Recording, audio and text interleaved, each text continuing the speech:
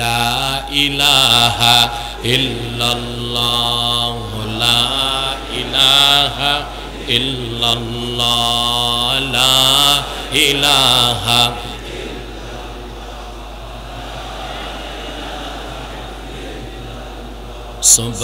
সুবহানাল্লাহ আলহামদুলিল্লাহ লা ইলাহা ইল্লাল্লাহ লা ইলাহা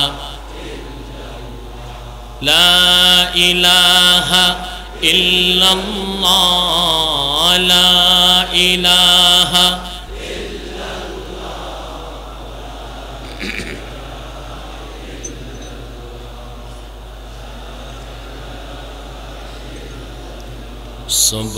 সুবহানাল্লাহ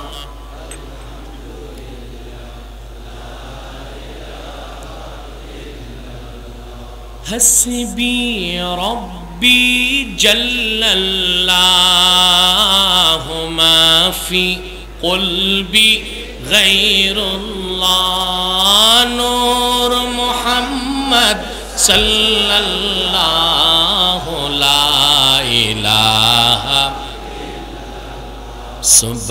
সুবহানাল্লাহ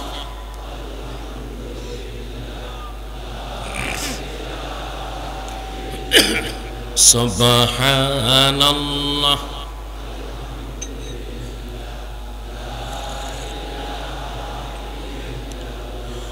अल्लाह अल्लाह बोलो बंदे अल्लाह अल्लाह बोलो अल्लाह अल्लाह बोलो बंदे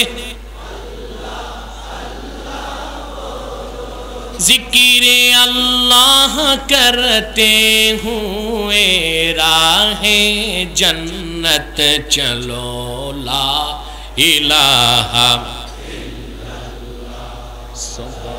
सुब्हानल्लाह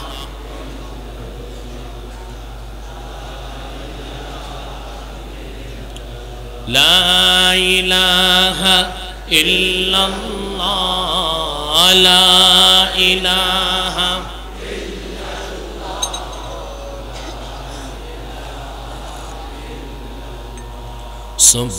सुब्हानल्लाह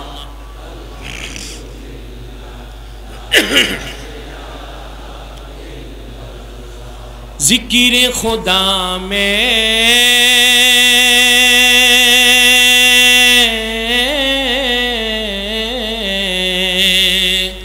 क्या लुत्फ छुपा है मोमिनों की सिवा कोई न जाने ला इलाहा इल्लल्लाह ला इलाहा सुब्हानल्लाह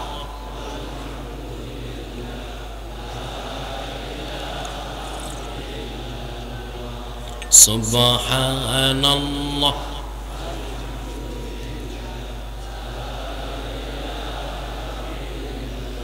हस्बी रब्बी जल्लल्लाहु मा फी क़ल्बी गैरुल्लाह नूर मुहम्मद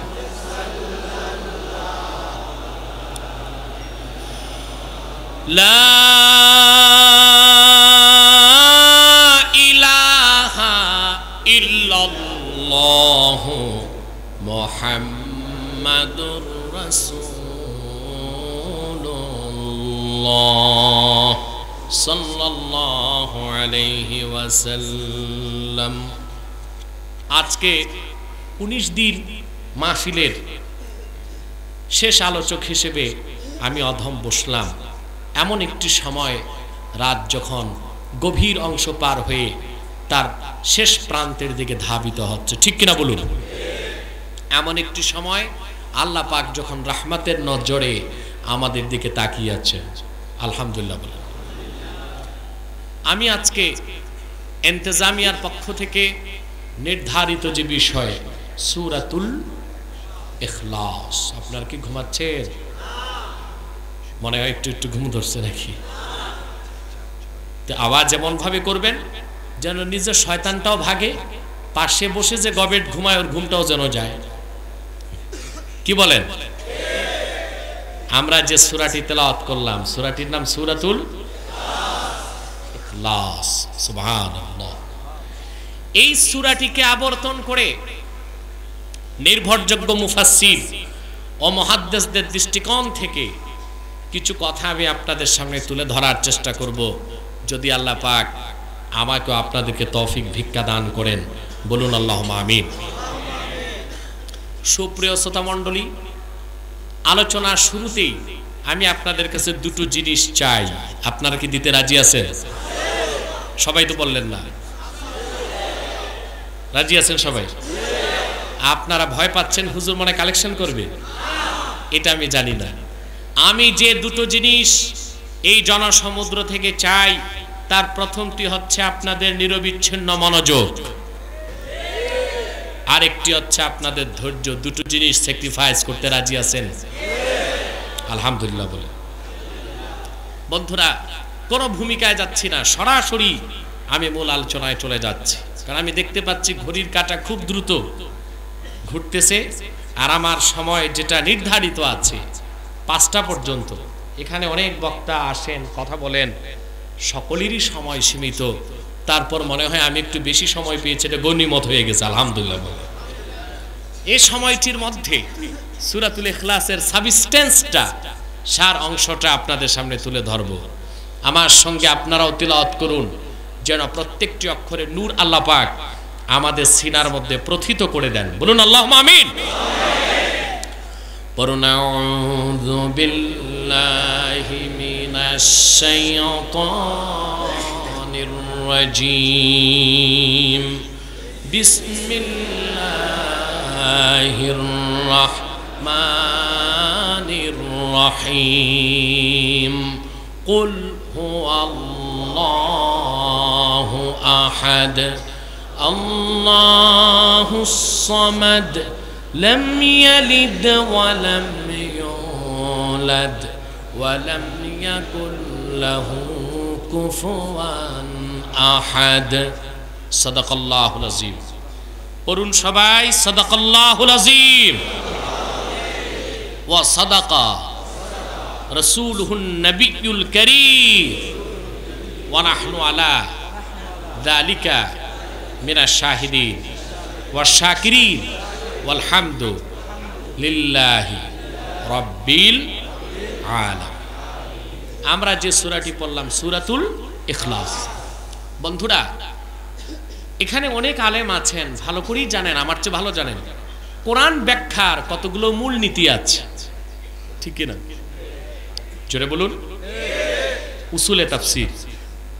এই কোরআন ব্যাখ্যার মূলনীতির বাইরে আল্লাহর কোরআন থেকে মন মস্তিষ্ক প্রসূত কোনো ব্যাখ্যা দেবার অধিকার কারো নাই, ঠিক কি না? এই মূলনীতিগুলোর অন্যতম নীতি হচ্ছে, যে সূরা থেকে আলোচনা হবে তার সপক্ষে যদি কোনো ফজিলত থাকে এবং তা নাজিলের যদি কোনো প্রেক্ষাপট থাকে, সেটা আগে বলতে হবে। আলহামদুলিল্লাহ, সূরা ইখলাস এমন একটি সূরা যার সাথে রয়েছে সুমহান ফজিলত। সুবহান। আমি নির্ভরযোগ্য তাফসীর ও সহিহ হাদিস থেকে কয়েকটা আপনাদেরকে সংক্ষেপে শোনাচ্ছি। ইমামে আহমদ ইবনে হাম্বল রাহিমাহুল্লাহ, নাম শুনেছেন? 99 বার স্বপ্নে আমার আল্লাহকে দেখেছেন। আওয়াজ করে বলেন সুবহানাল্লাহ। আর আমাদের ইমামে আজম দুররুল মুখতার, ফতোয়া শামির মাতান দুররুল মুখতারে আছে, ইন্নাহু রাআ রাব্বাহু মিআতা মাররা, তিনি 100 বার স্বপ্নে আল্লাহকে দেখেছেন। আহমদ বিন হাম্বল বর্ণনা করেছেন।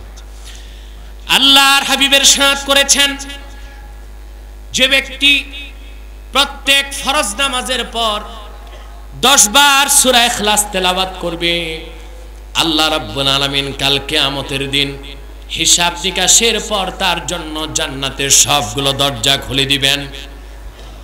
ফেরেশতা তাকে ডেকে বলবেন, হে আল্লাহর বান্দা, উদখুল বিআইয়ি বাবিন তাশা, জান্নাতের সবগুলো দরজা খোলা আছে, যে দরজা দিয়ে মন চায় তুমি আল্লাহর জান্নাতে প্রবেশ করে নাও। প্রতিদিন কতবার? প্রত্যেক ফরজ নামাজের পর 10 বার। রাসূল করিম সাল্লাল্লাহু আলাইহি ওয়াসাল্লাম ইরশাদ করেছেন, ইন্না সূরাতাল ইখলাস তা'দিলু সুলুসাল কোরআন। সূরা ইখলাসটা কোরআনের 1/3 সমান। কেউ যদি ইহতিসাবের সাথে, ইয়াকিনের সাথে 3 বার পড়ে, আল্লাহ পাক গোটা কোরআন তেলাওয়াতের সওয়াব তাকে দান করবেন। ইমাম বুখারী রাহমাতুল্লাহি আলাইহি আরেকটি রওয়ায়াত দিয়েছেন, তাফসীরুল কোরআনিল আযীমের 4th খণ্ডে ইবনে কাসীর বর্ণনা করেছেন। আল্লাহর হাবিব ইরশাদ করেছেন, মান আরাদা আন ইয়ানামা ফানামা আলা ইয়ামিনিহি সুম্মা ক্বারাআ সূরাতাল ইখলাস 100 মাররা ইযা কানা ইয়াউমুল কিয়ামাহ ইয়াকুলুর রাব্বু আযজা ওয়া জাল্লা ইয়া আবদি উদখুল আলা ইয়ামিনিকাল জান্নাহ। রাসূল পাক সাল্লাল্লাহু আলাইহি ওয়াসাল্লাম ইরশাদ করেছেন, যে ব্যক্তি ঘুমাতে চায় সে যদি ঘুমায় ডান কাত হয়ে রাতে, আর চোখ বন্ধ হবার আগে যদি 100 বার সূরা ইখলাস তেলাওয়াত করে, কাল কিয়ামতের দিন আল্লাহ পাক তার ঈমান যদি ঠিক থাকে, আমল নামায় যদি শিরক আর কুফর না থাকে, আল্লাহ বলবেন যে বান্দা তোমার কোনো হিসাব নিকাশ নাই। যেভাবে ডান কাত হয়ে তুমি ঘুমাতা উদখুল আলা ইয়ামিনিকাল জান্নাহ, সেভাবে ডান দিক হয়ে তুমি আমার জান্নাতে চলে যাও। খুশি অন্যায় ঘুমাচ্ছেন, কে কে ঘুমান? হাত তুলেন, হাত তুলেন। দেখছেন অবস্থা, মানুষ কি ধরনের বেতাল হয়ে বসে আছে। আল্লাহ রাব্বুল আলামিন 3টি সময় সবচেয়ে বেশি নারাজ হন। কয় সময়? এটাও তো ঠিক মতো বলতেছেন না। বুঝতে পারছি আপনাদের মেডিসিন দরকার আছে, একটু আমি দিয়ে দিচ্ছি। আপনাদের মধ্যে মহিলাদের সোহবত ঢুকলো কেমনে? ম্যান করেন মহিলাদের মতো, কথা বলেন না। আপনারা কি মহিলা না পুরুষ? শুধু পুরুষ না সুপুরুষ? শুধু সুপুরুষ না ইমানদার? ইমানদার সুপুরুষের আওয়াজ হবে এমন তীব্র এবং ঈমান দীপ্ত, যা বাতিলের হৃদয়ে কম্পন সৃষ্টি করে দিতে পারে। কিন্তু আগের আলোচক মাওলানা আনসারী সাহেব বলেছেন, এদেশের মানুষ জাগতেছে না, ঠিক কিনা? এর কারণে এদেশের মানুষের মধ্যে মহিলাদের সোহবত লেগে গেছে।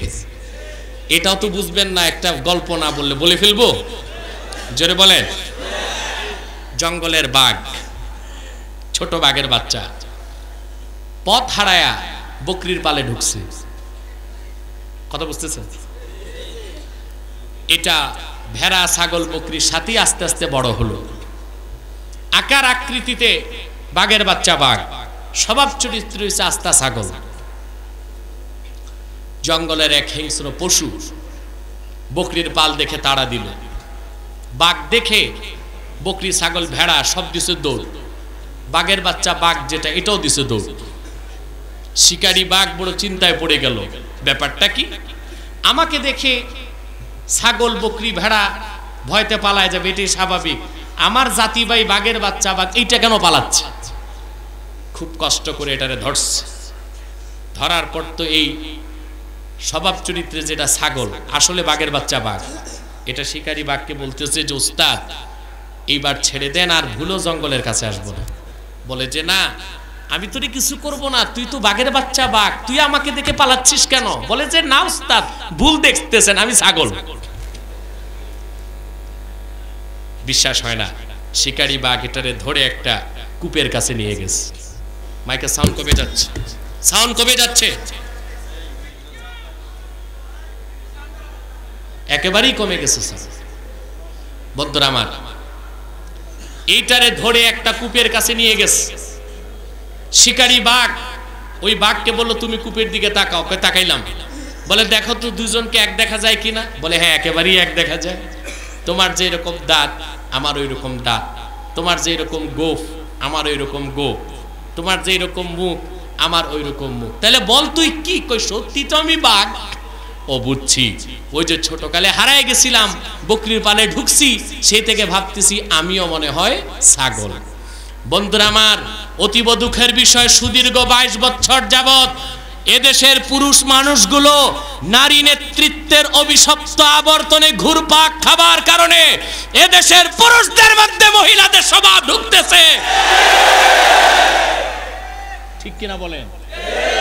আমরা ইমামতিতে যদিও 2 বোন পাঠাইছি, মুসল্লিরা এখনো মুক্তাদি আছি। ঠিক কিনা বলেন? সেটা যেন আমরা ভুলে না যাই। কথা বুঝতে পেরেছেন? বন্ধুরা আমার, সহিহ বুখারীতে এসেছে রাসূল পাক সাল্লাল্লাহু আলাইহি সাল্লামের এক সাহাবী মসজিদ নববী থেকে একটু দূরে নামাজ ইমামতি করতেন, নামাজ পড়াতেন। কথা বুঝতেছেন? সেই সাহাবী প্রত্যেক ওয়াক্ত নামাজেই প্রতিটা সূরার সাথে সূরা ইখলাস পড়তেন। এতে অন্যান্য মুসল্লি যারা, তারা একটু বিরক্ত হলেন, বললেন যে ভাই, আপনি প্রত্যেক ওয়াক্ত নামাজেই একটা সূরা পড়েন, অন্য সাথে সূরা ইখলাসটা যোগ করেন কেন? তো সাহাবী বললেন, আনা উহিব্বুহা, আমি সূরা ইখলাসটারে খুব ভালোবাসি। সুবহানাল্লাহ। বিচার গেল আল্লাহর হাবিবের কাছে। আল্লাহর হাবিব তাকে জিজ্ঞেস করলেন, তুমি কি আসলেই প্রত্যেক ওয়াক্ত নামাজই সূরা ইখলাস পড়ো নাকি? বলেন, জি হুজুর, আমি পড়ি। কেন? একই জবাব দিলেন, কারণ আমি এই সূরাটাকে ভালোবাসি। সুবহানাল্লাহ। আল্লাহর হাবিব বললেন, সাহাবী শুনে রাখো, হুব্বুকা ইয়াহা আদখালাকাল জান্নাহ, একমাত্র এই সূরাটাই, সূরার ভালোবাসাটাই তোমাকে আল্লাহ রাব্বুল আলামিনের জান্নাতে প্রবেশ করায় দিবে। বলেন সুবহানাল্লাহ। এই হচ্ছে সংক্ষেপে সূরা ইখলাসের ফজিলত। এবার আমি আপনাদেরকে সংক্ষেপে শোনাচ্ছি সূরা ইখলাসের প্রেক্ষাপট, নাজিলের শানে নুজুল। তাফসিরুল কবির, তাফসির রুহুল মাআনি, তাফসির ইবনু কাসির ও তাফসির বাগাবী, 4টি নির্ভরযোগ্য তাফসির থেকে কয়েকটি শানে নুজুল আমি আপনাদেরকে শোনাচ্ছি। 1500 বছর আগে একদল ইহুদি রাসূল করিম সাল্লাল্লাহু আলাইহি ওয়াসাল্লামের কাছে আসলেন। এসে তারা বললেন, আল্লাহর হাবিবের কাছে এসে বললেন, ইয়া মুহাম্মদ সিফলানা রাব্বাক, ইয়া মুহাম্মদ সাল্লাল্লাহু আলাইহি ওয়াসাল্লাম সিফলানা রাব্বাক। মুহাম্মদ সাল্লাল্লাহু আলাইহি ওয়াসাল্লাম, আপনি যে আল্লাহর কথা বলেন, সে আল্লাহর কি পরিচয় আমাদেরকে বলেন। এতটুক প্রশ্ন করলেই তো পারতো, ঠিক কিনা? তারা আল্লাহর শানে কঠিন একটা বেয়াদবি করল। তারা বলল, আহুয়া মিন যাহাবিন আও ফিদ্দাতিন আও খাশাবিন, আপনার আল্লাহ কি স্বর্ণের তৈরি, না রূপার তৈরি, না কাঠের তৈরি? জোরে বলেন নাউজুবিল্লাহ। আর জোরে বলেন নাউজুবিল্লাহ। বেয়াদবিটা করল ইহুদিরা কার সাথে? জোরে বলেন কার সাথে? কত বড় বেয়াদবি যে আপনার আল্লাহর পরিচয় দেন, তিনি কি স্বর্ণের তৈরি, না কাঠের তৈরি, না রূপার তৈরি? বন্ধুরা আমার, আমি বলে থাকি, ইহুদি জাতিটা হচ্ছে ঐতিহাসিক বেয়াদব জাতি। ঠিক কিনা বলেন? ইহুদিদের রক্তের প্রত্যেকটা ফোঁটার সাথে বেয়াদবি মিশে আছে। 1500 বছর আগে তারা আল্লাহর শানে বেয়াদবি করেছে, মুহাম্মদ সাল্লাল্লাহু আলাইহি ওয়াসাল্লামের শানে বেয়াদবি করেছে। আজও তাদের উত্তরসূরি যারা আছে আল্লাহর শানে, মুহাম্মদ সাল্লাল্লাহু আলাইহি ওয়াসাল্লামের শানে বেয়াদবি করে।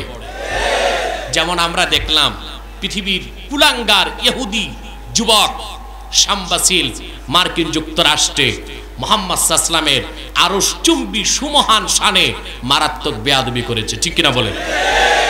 সিনেমা নির্মাণ করলো, সিনেমার নাম দ্য ইনোসেন্স অফ মুসলিম। সেই সিনেমাতে এই কুলাঙ্গার যুবক নূর নবী মুহাম্মদ সাল্লাল্লাহু আলাইহি সাল্লামের সুমহান আরশচুম্বী শানে বেয়াদবি করলো। দুনিয়ার কোটি কোটি মুসলমানের কলিজায় রক্তের ক্ষরণ সৃষ্টি হলো। সারা দুনিয়ার মুসলমান বাদ ভাঙ্গা জোয়ারের পানির মতো বিশ্বের প্রত্যেকটি রাজপথে নেমে আসলো। বাংলাদেশেও কোটি কোটি মুসলমান জানমাল নিয়ে রাজপথে নেমেছে। ঠিক কিনা বলেন? আল্লাহ তার হাবিবের শানে বেয়াদবিকে বরদাস্ত করলেন না। সেন্ডি নামের তুফান দিয়া এমন এক থাপ্পড় দিলেন যুক্তরাষ্ট্রকে, এটা অচল হয়ে গেল। ঠিক কিনা বলেন? পৃথিবীর সবচেয়ে ঝমকালো শহর নিউ ইয়র্ক সিটিতে 7 দিন কোনো লাইট ছিল না। তাদের দ্য স্ট্যাচু অফ লিবার্টি, সেখানে কোনো লাইট জ্বলে নাই। 5 কোটি মানুষ নর্দমার পানি, দূষিত পানি যেই যুবক আল্লাহর হাবিবের শানে বিয়াদবি করলো সেই হিন্দু যুবককে গ্রেফতার করে আদালতে উঠায়া কেন শাস্তি দেওয়া হয় না, এই প্রশাসনের কাছে জবাব চাই।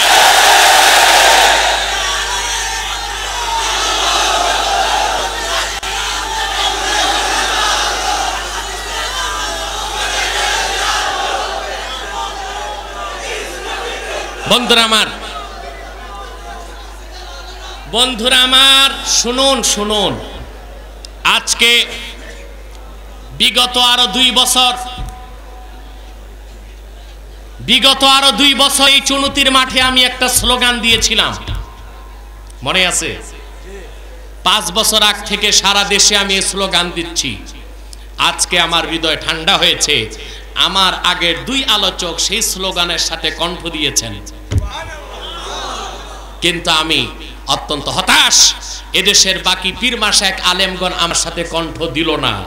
যদি কণ্ঠটা মিলাতে পারতো, শাহবাগ চত্বরে নর্তকী আর বেশ্যাদের মেলা জমতো না। আজকে বাংলাদেশে আজকে টক অফ দ্য কান্ট্রি হচ্ছে যুদ্ধাপরাধ। আমরা তো যুদ্ধাপরাধীর শাস্তি চাই, সে যেই দলে থাক, দাড়ি থাক আর দাড়ি চাষা থাক, জুব্বা থাক আর প্যান্ট শার্ট থাক, যুদ্ধাপরাধী যেই দলে থাকবে তার দৃষ্টান্তপূর্ণ বিচার হতেই হবে।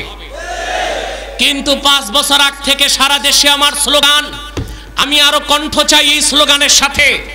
যারা যুদ্ধাপরাধী কারা? যারা স্বাধীনতা যুদ্ধের বিরোধিতা করেছে, মা বোনদের ইজ্জত লুণ্ঠন করেছে, পাক হানাদারদের দালালি করেছে, তারা যুদ্ধাপরাধী।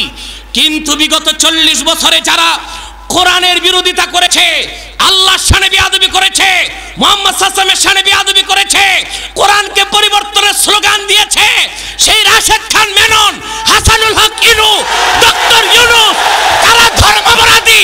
যুদ্ধাপরাধীর আগে ধর্মাপরাধী শাস্তি দিতেই হবে, দিতেই হবে, দিতেই হবে।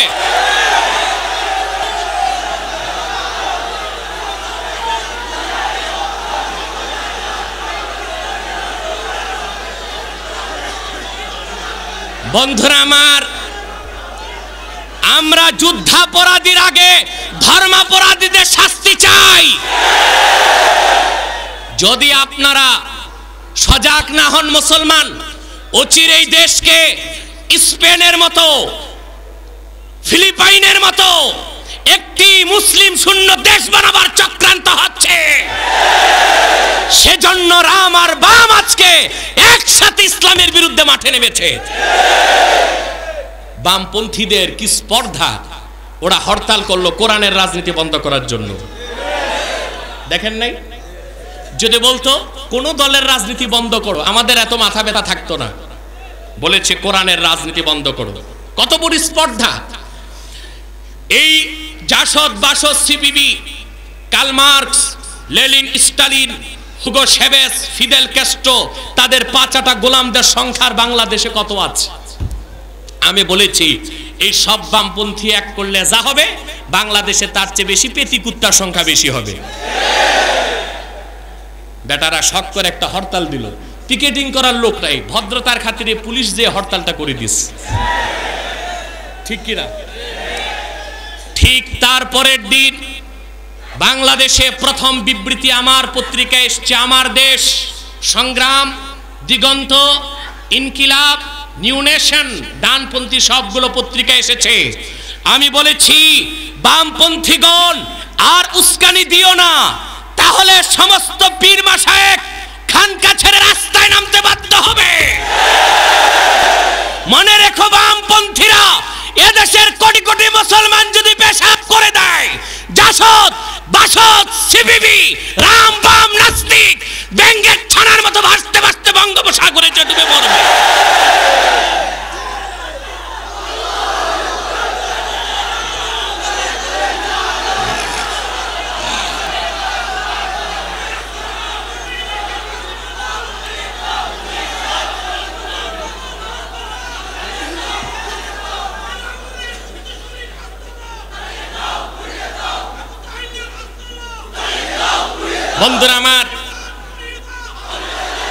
বন্ধুরা আমার, আজকে যুদ্ধাপরাধীর বিচার করা হোক, আমরা চাই, তবে সেটা নাস্তিকদেরকে যদি খুশি করার জন্য হয়, জনগণ তা মেনে নিবে না। আজকে একদিকে যুদ্ধাপরাধীদের বিচার করা হচ্ছে, আরেকদিকে চরিত্রহীন লম্পট নষ্টা ভ্রষ্টা গাধানিকের প্রতিষ্ঠাতা জাহানারা ইমামের মূর্তিকে শাহজালাল বিশ্ববিদ্যালয় স্থাপন করে সিলেটের মাটিকে কলুষ করার চেষ্টা হচ্ছে। মুসলমান এক সাগর রক্তের বিনিময়ে হলেও নাস্তিক মুরতাদদেরকে বাংলাদেশে কোরআন বিরোধী একটি কর্মসূচিকেও সফল করতে দেওয়া হবে না।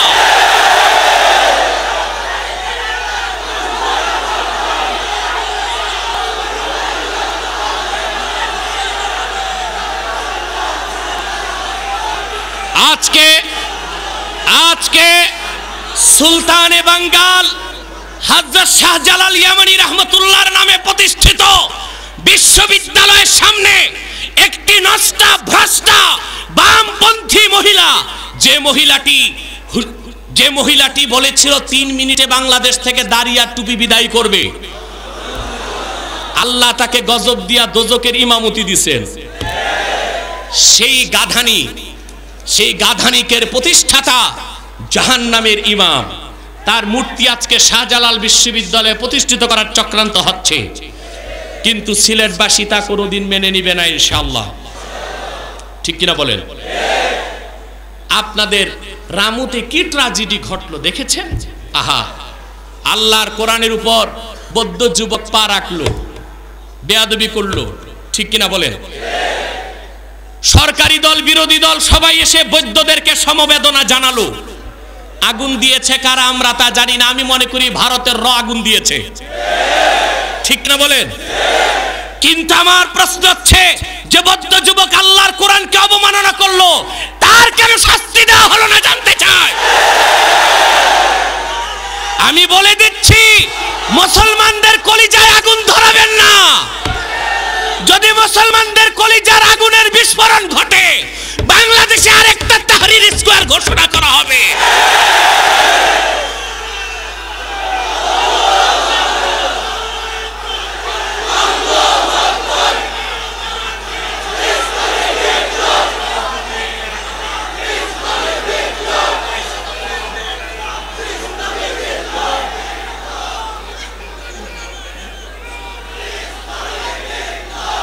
বন্ধুরা আমার,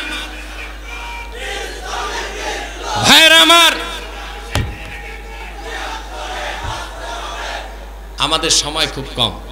স্লোগানটা দিবেন 10 মিনিট পর পর, অন্তত 2 মিনিট পর পর না। এই স্লোগানের উদ্দেশ্য হচ্ছে দেশের মুসলমানদের কলেজে আগুন জ্বলছে। ঠিক কিনা বলেন? অতএব কোরআন হাদিস আর মুসলমানকে নিয়ে আর মাতামাতি বাড়াবাড়ি করবেন না, ছেড়ে দেন। ঠিক কিনা বলেন? 1952 সালে যারা ভাষা আন্দোলনের জন্য রক্ত দিয়েছে, 71 সালে যারা রক্ত দিয়ে দেশকে স্বাধীন করেছে, প্রয়োজনে আল্লাহর কোরআনের জন্য আরেকবার তারা রক্ত দিতে ময়দানে নামবে।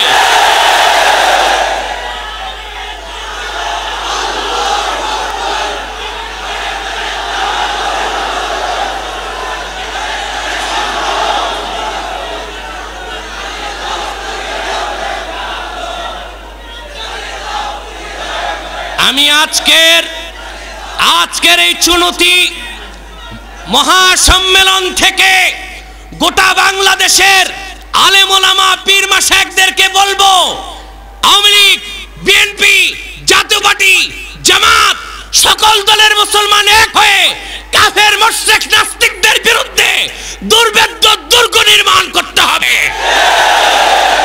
রাজি আছেন আপনারা? বসুন।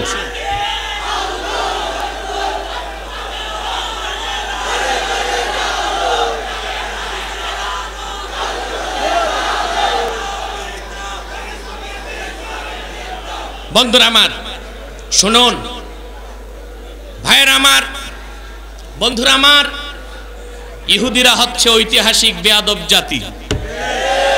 ঠিক কিনা? ওদের রক্তের প্রত্যেকটি ফোঁটার সাথে বেয়াদবি মিশে আছে। ওরা যাকে নবী বলে মুসা, তার সাথেও বেয়াদবি করছে। সহিহ বুখারী জিলদে সানি কিতাবুল আম্বিয়া, সহিহ মুসলিম জিলদে সানি মানাকিবে মুসা, দোনোটা হাদিসের কিতাবে হাদিসটা আছে, একটু শাব্দিক পার্থক্য আছে। মুসা আলাইহিস সালামের যুগে ওনার আসহাব যারা ছিলেন বনি ইসরাইল, তারা ল্যাংটা হয়ে গোসল করত না। নাউজুবিল্লাহ বলার দরকার নাই, দরকার নাই। ওই যুগে মুসার শরীয়তে এটা জায়েজ ছিল। তাইসিরুল বারি শারহু সহিহুল বুখারীতে মুসান্নিফ লিখেন মুসা আলাইহিস সালামের যুগে উলঙ্গ হয়ে গোসল করার বিধান ছিল। এমনকি খোদ মুসা আলাইহিস সালামও উলঙ্গ হয়ে গোসল করতেন, তবে সবার সাথে না, একটু দূরে যে। ইহুদি জাতি কেমন বেয়াদব জাতি, তারা বলল আমরা সবাই একসাথে ল্যাংটা হয়ে লাফালাফি ফালাফালি করে গোসল করি, মুসা আমাদের সাথে আসে না কেন ল্যাংটা হয়ে গোসল করতে? বুঝছি কারণ আছে। কি কই না, ও আদের তার এক শিরা রোগ আছে। এটা বুঝেন কি রোগ? সাইজ একটা বড় হয় একটা ছোট হয়, ওজন মনে এক শের হয় তো নাম দিয়েছে এক শিরা। এটা বুড়া মানুষের বেশি হয়। আল্লাহ রাব্বুল আলামিন দেখায় দিলেন হযরত মুসাকে যে তার কোনো খুঁত নাই, তিনি নিখুঁত। সুবহানাল্লাহ। ইহুদিরা কেমন বেয়াদব!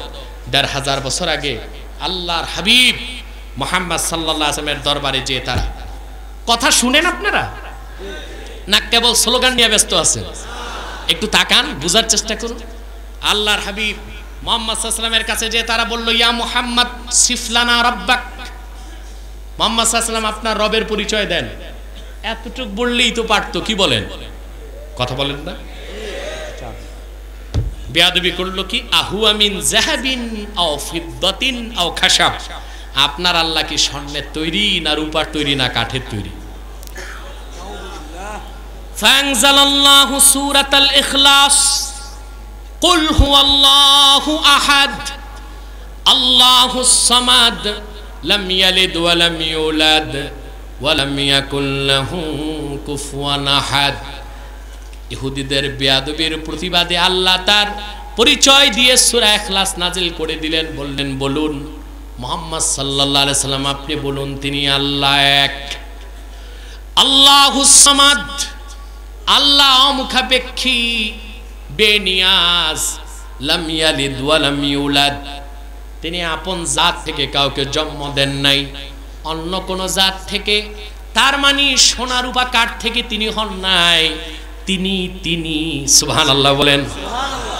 ওয়ালাম ইয়াকুল লাহু কুফুয়ান আহাদ, আকাশ এবং জমিনে আমার আল্লাহ রাব্বুল আলামিনের সমকক্ষ কেহ নাই। এই হচ্ছে সূরা ইখলাস নাজিলের একটি শানে নজুল। আরেকটি শানে নজুল তাফসীরের কিতাবে এসেছে ১৫০০ বছর আগে ইহুদিরা বলল, নাহনু না'বুদু উযায়রাবনাল্লাহ। জোরে বলেন নাউযুবিল্লাহ। এখনো ঘুম আছে চোখে? দেখুন দেখুন, আমাদের দেশে কিছু মানুষ আছে দুপুর ১২টা তো ঝুমে, রাত ১২টা তো এরকম ১৯-২০ করতেই থাকে। এটা রোগ, এটা স্নায়বিক দুর্বলতা। এইরকম মানুষের বেশি বেশি ঘি, মধু আর হালুয়া খাওয়া দরকার, ঠিক কিনা? দুপুর ১২টায় ওয়াজের জন্য বসায় দিবেন, দেখবেন এই ১৯-২০ করতেই আছে ঝুমে, রাত ১২টা তোই ঝুমাঝুমি করে। এটা একটা রোগ, এটা স্নায়বিক দুর্বলতা। আপনারা এটা ডাক্তার থেকে ওষুধ নিয়ে খাবেন কিংবা হালুয়া খাবেন বেশি বেশি, তাহলে এই রোগ চলে যাবে ইনশাআল্লাহ। বন্ধুরা আমার, ইহুদিরা বলল, নাহনু না'বুদু উযায়রাবনাল্লাহ, আমরা আল্লাহর বেটা উযায়রের ইবাদত করি। খ্রিস্টানরা বলল, নাহনু না'বুদু ঈসা ইবনাল্লাহ, আমরা আল্লাহর বেটা ঈসার ইবাদত করি। জোরে বলেন নাউযুবিল্লাহ। মাজুসিরা বলল, নাহনু না'বুদু শামসা ওয়াল কামার, আমরা সূর্য আর চন্দ্রের ইবাদত করি। মক্কার কুরাইশরা বলল, নাহনু না'বুদুল আওসান, আমরা মূর্তির ইবাদত করি। ঠিক কিনা বলেন?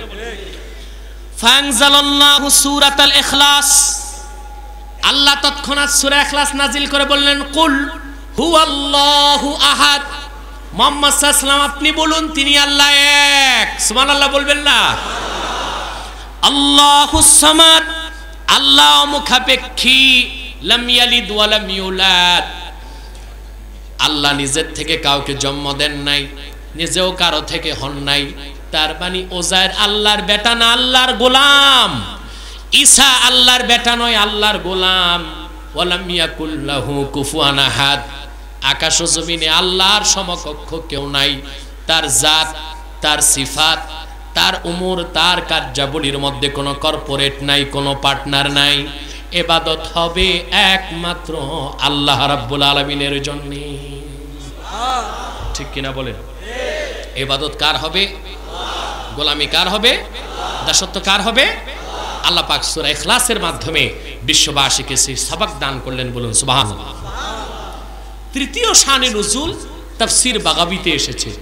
তাফসীর বাগাবীটা খুব উঁচু টপকার তাফসীর।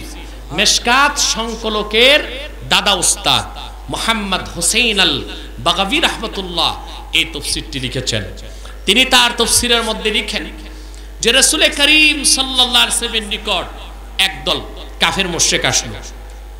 তারা এসে হুজুরকে প্রস্তাব দিল, মুহাম্মদ সাল্লাল্লাহু আলাইহি ওয়াসাল্লাম, আপনি যে দিন ইসলামের দাওয়াত দিচ্ছেন এটা বন্ধ করে দিন। নাউজুবিল্লাহ বলেন। আপনি এটা বন্ধ করে দিন, বিনিময়ে আপনি যা চান আমরা তাই দিব আপনাকে। যদি আপনি বলেন সম্পদ লাগবে, আমরা সোনা রূপা আপনার কদমে ফেলে দিব। যদি আপনি কোনো পরমা সুন্দরী চরিত্রবতী সতীসাধ্যী নারীকে বিয়ে করতে চান, আমরা সেই ব্যবস্থা করে দিব। যদি আপনি নেতৃত্ব চান, আমরা সেই ব্যবস্থা করে দিব। আল্লাহর হাবিব জবাব দিলেন, কাফিরেরা মনে রাখো, মনে রেখো, লাস্তু বিফাকিরিন ওয়া মা হাওয়াইতু ইমরা, আনা রাসূলুল্লাহি আদউকুম মিন ইবাদাতিল আসনামি ইলা ইবাদিহি। শুনে রাখো কাফিরেরা, আমি ধনের কাঙ্গাল নই, সোনা রূপার কোনো দরকার আমার নাই। সুবহানাল্লাহ বলেন। কোন নারীর প্রতি আমি আসক্ত নই। আনা রাসূলুল্লাহি আদউকুম মিন ইবাদাতিল আসনামি ইলা ইবাদিহি। আমি আল্লাহর সর্বশ্রেষ্ঠ সর্বশেষ নবী ও রাসূল। আমার একটাই কাজ, আর তা হচ্ছে তোমাদেরকে, গোটা মানব জাতিকে গায়রুল্লাহর ইবাদত থেকে রক্ষা করে আমি এক আল্লাহ রাব্বুল আলামিনের গোলামির দিকে আহ্বানকারী। বলেন সুবহানাল্লাহ। এই কথা বলার সাথে সাথেই আল্লাহ রাব্বুল আলামিন সূরা ইখলাস নাজিল করলেন। ফাআনজালাল্লাহু সূরাতাল ইখলাস, কুল হুয়াল্লাহু আহাদ আল্লাহুস সামাদ লাম ইয়ালিদ ওয়া লাম ইউলাদ ওয়া লাম ইয়াকুল লাহু কুফুয়ান আহাদ। মুহাম্মদ সাল্লাল্লাহু আলাইহি ওয়াসাল্লাম, আপনি বলুন তিনি আল্লাহ এক, তার কোনো শরীক নাই। আল্লাহুস সামাদ, তিনি অমুখাপেক্ষী। লাম ইয়ালিদ ওয়া লাম ইউলাদ, তিনি আপন জাত থেকে কাউকে জন্ম দেন নাই, নিজেও কোনো জাত থেকে হন নাই। বলুন সুবহানাল্লাহ, জোরে বলুন সুবহানাল্লাহ।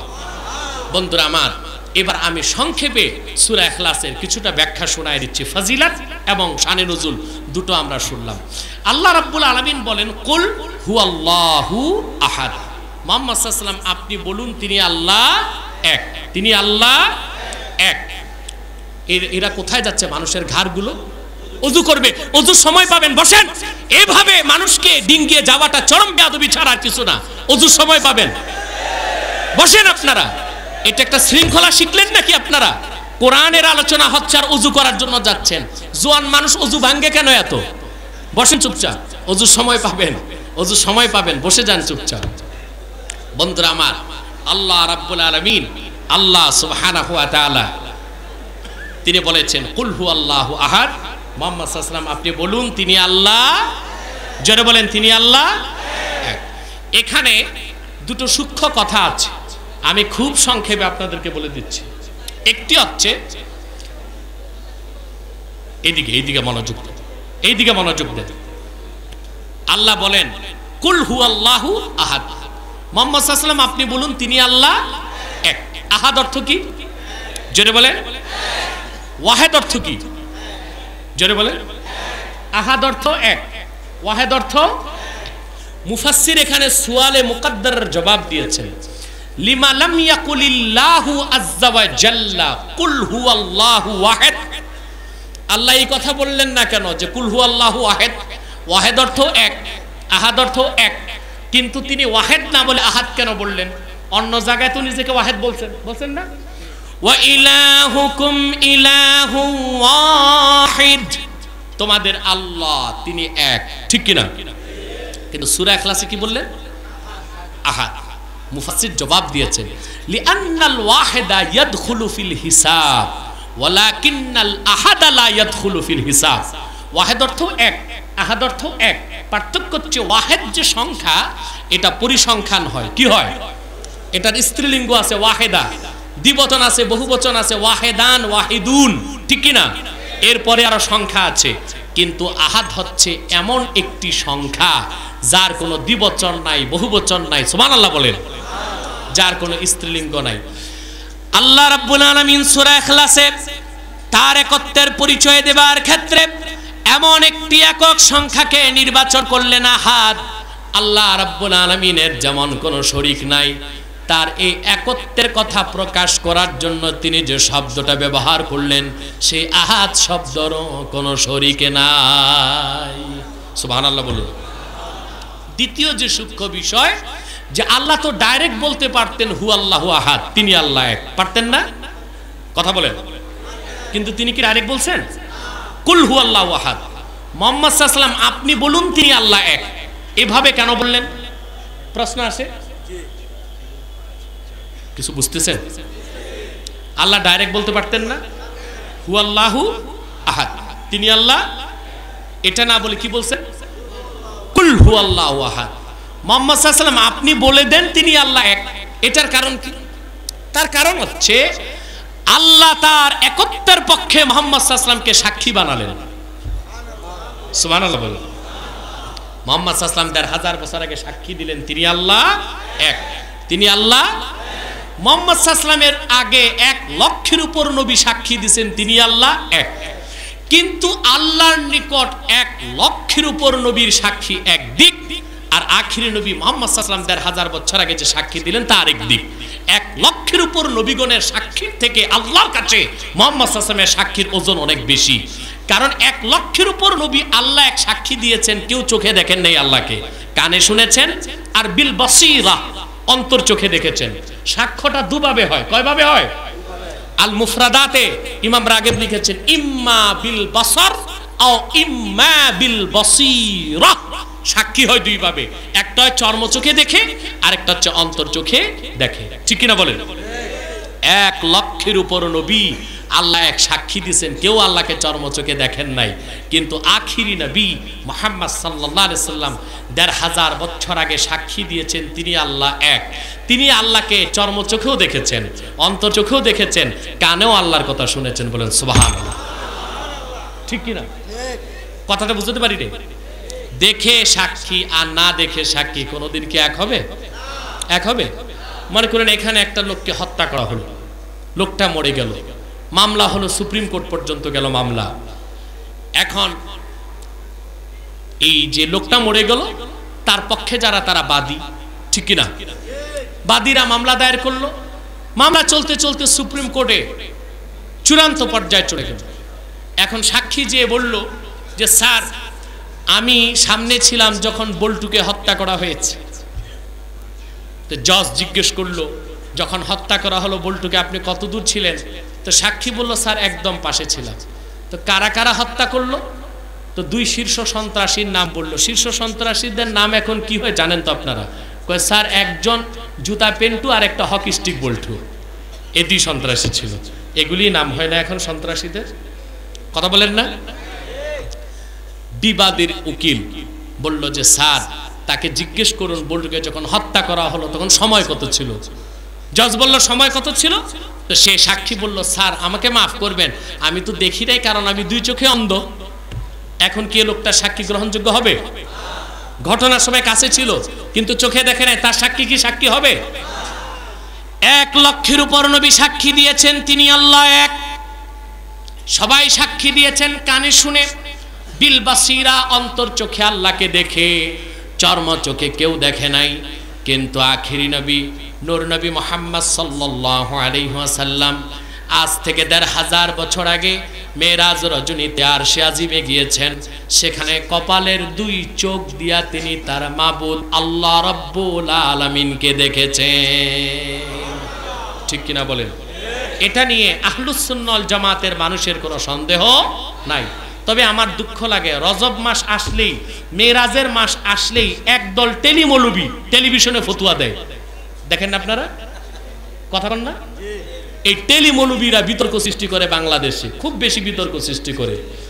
এই টেলিমৌলবীগুলো বিভিন্ন ফতুয়া দিচ্ছে। আজকে এই রকম একটা ফতুয়া দেয় তারা রজব মাসে, মেরাজের মাসে, যে মুহাম্মদ সাল্লাল্লাহু আলাইহি ওয়াসাল্লাম আরশে আজিম গেছেন, কথা ঠিক, তবে আল্লাহকে দেখেন নাই।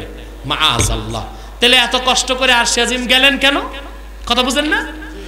হানাফি মাযহাবের মুখপত্র হযরত মোল্লা আলী কারি, যার সনদ সহ 1 লক্ষ হাদিস মুখস্থ ছিল, তিনি মেশকাতের শরাবের কাতের 10ম খণ্ডে দীর্ঘ আলোচনার পর লিখেছেন, ওয়াল হাসিলু আন্নার রাজিহা আন্না মুহাম্মাদান সাল্লাল্লাহু আলাইহি ওয়াসাল্লাম রাআ রাব্বাহু বিআইনাই রাসিহি। সবচেয়ে গ্রহণযোগ্য মত এটাই, আজ থেকে 1500 বছর আগে মুহাম্মদ সাল্লাল্লাহু আলাইহি ওয়াসাল্লাম আরশে আজিমে যে ওনার কপালের 2 চোখ দিয়ে আল্লাহকে দেখেন। সাল্লাল্লাহু আলাইহি ওয়াসাল্লাম রাআ রাব্বাহু বিআইনাই রাসিহি। সবচেয়ে গ্রহণযোগ্য মত এটাই, আজ থেকে 1500 বছর আগে মুহাম্মদ সাল্লাল্লাহু আলাইহি ওয়াসাল্লাম আরশে আজিমে যে ওনার কপালের 2 চোখ দিয়ে আল্লাহকে দেখেছেন। অতএব মুহাম্মদ সাল্লাল্লাহু আলাইহি ওয়াসাল্লামের সাক্ষ্যের দাম আল্লাহর কাছে অনেক বেশি। তাই আল্লাহ বললেন, কুল হুয়াল্লাহু আহাদ।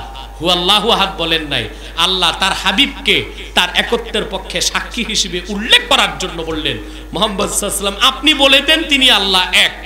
কেউ বলুক আর না বলুক, আপনার সাক্ষীটাই আমার কাছে সবচেয়ে বড়। বলেন সুবহানাল্লাহ। তারপর আল্লাহ পাক বলেন, আল্লাহুস সামাদ, আল্লাহ অমুখাপেক্ষী। আল্লাহ কারো মুখাপেক্ষী? জোরে বলেন, আল্লাহ কারো মুখাপেক্ষী নন। ঠিক কিনা বলেন? এই আয়াতের তাফসিরে পৃথিবীর গ্রহণযোগ্য সবগুলো তাফসিরে, তাফসিরুল কবির, বাগাবি, ইবনে কাসির, খাজেন, মাদারেক, ফখরুদ্দিন রাজি, ইবনে আবি সাউদ, 12 থেকে 14টা তাফসির আমি দেখলাম, সবাই এক কথাই লিখেছেন, সামাদ কাকে বলা হয়? আল্লাযী লাইসা লাহু জাওফ, যার পেট নাই তাকে সামাদ বলা হয়। অর্থাৎ যিনি নিজে খান না সবাইকে খাওয়ান, নিজে ঘুমান না সবাইকে ঘুম পাড়ান, তার নাম হচ্ছে সামাদ। বলুন সুবহানাল্লাহ, জোরে বলুন সুবহানাল্লাহ। আল্লাহ কারো মুখাপেক্ষী